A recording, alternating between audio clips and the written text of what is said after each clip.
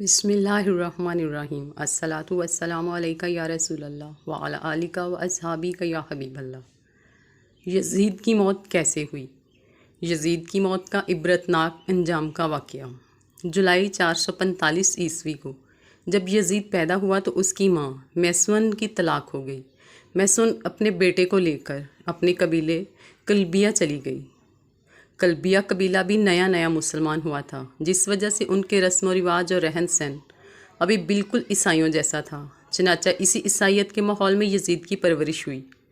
یزید بچپن سے ہی بندروں کو پال کر ان سے کھیلا کرتا۔ جب بڑا ہوا تو اس نے شراب پینا، شطرنج اور بے حیائی کے کاموں میں بھرپور حصہ لیا۔ آج کی ویڈیو میں ہم یزید کی بدترین اور عبرتناک موت کا ذکر کریں گے۔ پیارے ناظرین، انتہائی مخالفت کے باوجود بھی یزید 60 ہجری کو تخت نشین ہوا۔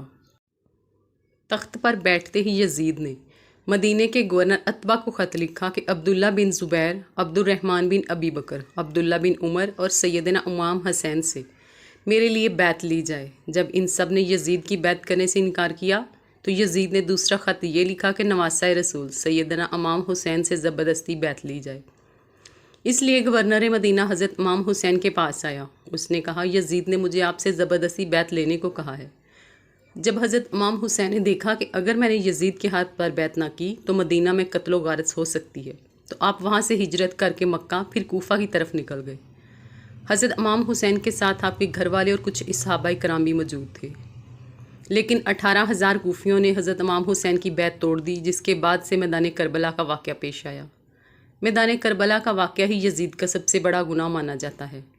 جب یزید کو پتہ چلا کہ حضرت امام حسین کوفہ کی طرف آ رہے ہیں تو یزید نے عبداللہ بن زیاد جیسے سخت دل گورنر کو کوفہ میں مقرر کر دیا۔ ان کو یزید نے کہا کہ حضرت امام حسین سے بیعت لو، اگر وہ میرے ہاتھ پر بیعت نہیں کرتا تو اس سے جنگ کرو۔ عبداللہ ابن زیاد کے حکم کو مانتے ہوئے شمر اور عمر بن سعد نے کربلا کے میدان میں سیدنا حسین اور ان کے ساتھیوں کو 3 دن تک کچھ کھانے پینے کو نہ دیتے ہوئے ان کو شدید پیاس کا احساس دلایا اور ان کو شہید کر دیا۔ میدان کربلا میں شمر جیسے بدبختوں نے ایسا ظلم کیا جس کی مثال تاریخ میں مفسرین لکھتے لکھتے آنسو بہاتے ہیں۔ میدان کربلا میں سیدنا حسین کو شہید کرنے کے بعد ان کی عورتوں کو بھی قید کر لیا گیا، بچوں کو بھی قید کر کے طرح طرح کے ظلم و ستم ڈھائے گئے۔ جب سیدنا حسین کا سر مبارک یزید بدبخت کے سامنے لایا گیا تو اس کمینے نے آپ کے سر مبارک کی بہت ہی توہین کی۔ یزید نے سیدنا حسین کے سر مبارک کو دیکھ کر ایسے اشعار پڑھے جس کو بیان کرتے ہوئے بعض تاریخ دان یزید کو کافر بھی کہتے ہیں۔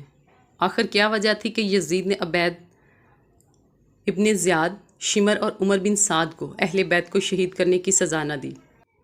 کیوں واقعہ کربلا کے بعد بھی یزید کی موت تک عبیداللہ ابن زیاد کوفہ اور بصرہ پر یزید کی طرف سے حکمران رہا؟ ایسے واقعات کے باوجود بھی ابن زیاد جیسا شخص اپنی مسند پر برجمان رہنے کی وجہ یزید کے پاس آخر کیا تھی؟ اب 63 ہجری میں مدینے کے لوگ یزید کی بیعت توڑ دیتے ہیں تو یزید کی فوج مدینے پر حملہ کرتی ہے، جسے واقعہ ہرا پیش آتا ہے، جس سے 80 صحابہ کرام مہاجرین اور انصار میں سے 700 تابعین اور اس کے علاوہ 10,000 مسلمانوں کو بے دردی سے مدینے میں شہید کیا گیا۔ صحیح مسلم میں 15-20 احادیث ہیں جن کا لب الباب یہ ہے کہ آپ صلی اللہ علیہ وآلہ وسلم نے فرمایا، جس نے اہل مدینہ کو ڈرایا، اہل مدینہ کو دھمکایا یا مدینہ والوں پر ظلم کیا، اس پر اللہ کی لعنت، اللہ کے فرشتوں کی لعنت اور تمام لعنت کرنے والوں کی لعنت۔ لیکن یہ یہاں پر ہی رکا نہ، بلکہ مدینہ کے بعد مکہ پر بھی حملہ کیا، خانہ کعبہ کی عمارت پر بھی سنگ باری کی گئی۔ بس پھر یزید کو دی گئی اللہ پاک کی مہلت ختم ہوئی۔ اب اس ظالم، فاسق، فاجر اور شرابی کی موت آتی ہے۔ اس کی موت کے متعلق 3 طرح کی روایت تاریخ کتب میں ملتی ہیں۔ اس کی موت کے بارے میں پہلی روایت یہ ہے کہ یزید ایک رومی نسل کی لڑکی پر فدا ہو گیا تھا۔ یزید نے اس لڑکی کے سارے خاندان کو قتل کروا دیا، لیکن اس کے باوجود بھی یزید اس لڑکی کو حاصل نہ کر سکا۔ ایک دن وہ لڑکی یزید کے محل میں آتی ہے۔ وہ لڑکی یزید کو کہتی ہے کہ میں اپنی جان دے دوں گی، لیکن تیرے جیسے قاتل درندے کی محبت میں گرفتار نہیں ہو سکتی۔ ایک دن لڑکی نے سوچا کہ میں اپنے خاندان والوں کا بدلہ یزید سے لیتی ہوں۔ لڑکی نے یزید کو رنگ رلیاں منانے کے لیے ایک جنگل میں اکیلے بلایا۔ ویرانے میں یزید شراب پی پی کر مست ہو گیا۔ وہ لڑکی نیم عریاں لباس پہن کر یزید کے سامنے بیٹھ گئی اور وہ شراب پیتا رہا۔ جب لڑکی نے دیکھا کہ یزید شراب میں چور ہو چکا ہے تو اس کو بستر پر لے آئی اور پھر مستیاں کرتے کرتے یزید کی گردن کاٹ دی۔ پھر وہ لڑکی وہاں سے غائب ہو گئی۔ کئی دن تک یزید کی لاش جنگل میں پڑی رہی۔ یزید کی لاش کو چیل اور کووں نے نوچ نوچ کر برا حال کر دیا تھا۔ جب یزیدی فوج کو یزید کی لاش کا علم ہوا تو انہوں نے اس کی لاش کو دفنا دیا۔ دوسری روایت اس طرح سے بیان کی گئی ہے کہ 64 ہجری کو یزید کو ایک بہت ہی خطرناک بیماری لگ گئی تھی، جس کی وجہ سے اس کی آنتیں جل کر سکڑ گئی تھیں۔ وہ مچھلی کی طرح تڑپتا تھا، جس طرح مچھلی پانی سے دور ہو کر تڑپتی ہے۔ یزید کو بہت ہی پیاس لگتی تھی۔ وہ پانی کا گھونٹ اپنے منہ میں ڈالتا تھا، لیکن پانی اس کے گلے سے اندر نہیں جاتا تھا۔ اس طرح یزید 3 دن تک تڑپ تڑپ کر موت کی نیند سو گیا۔ یزید کی موت کے بارے میں جو تیسری روایت ہے وہ کچھ یوں ہے کہ یزید بندر پالنے کا بہت ہی شوقین تھا۔ ایک دن یزید نے ایک بندر کو وحشی خچر پر بٹھایا۔ خچر بہت تیز تھا۔ یزید نے بندر کو خچر پر بٹھا کر خود اس کے پیچھے گھوڑا لگا دیا۔ جب خچر جنگل میں پہنچ گیا، اس کے پیچھے پیچھے یزید کا گھوڑا بھی بھاگ رہا تھا۔ جنگل میں پہنچ کر گھوڑے نے حضرت امام حسین رضی اللہ تعالی عنہ کے قاتل کو نیچے زمین پر دے مارا۔ یزید کا سر ایک پتھر کے ساتھ لگ گیا۔ یزید کا پاؤں گھوڑے کی رکاب میں ہی پھنس کر رہ گیا تھا۔ گھوڑا بھاگتا رہا۔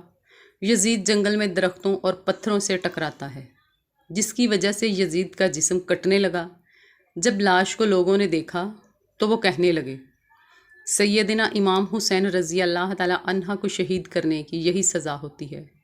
میدان کربلا کے بعد 14 ربیع الاول 64 ہجری کو ملک شام کی سرزمین پر 39 سال کی عمر پا کر کتے کی موت مر گیا۔ آج بھی اس کمینے پر عرشوں فرشوں والے لعنت بھیجتے ہیں۔ اس کی قبر دمشق میں عبرت کا نشان بنی ہوئی ہے۔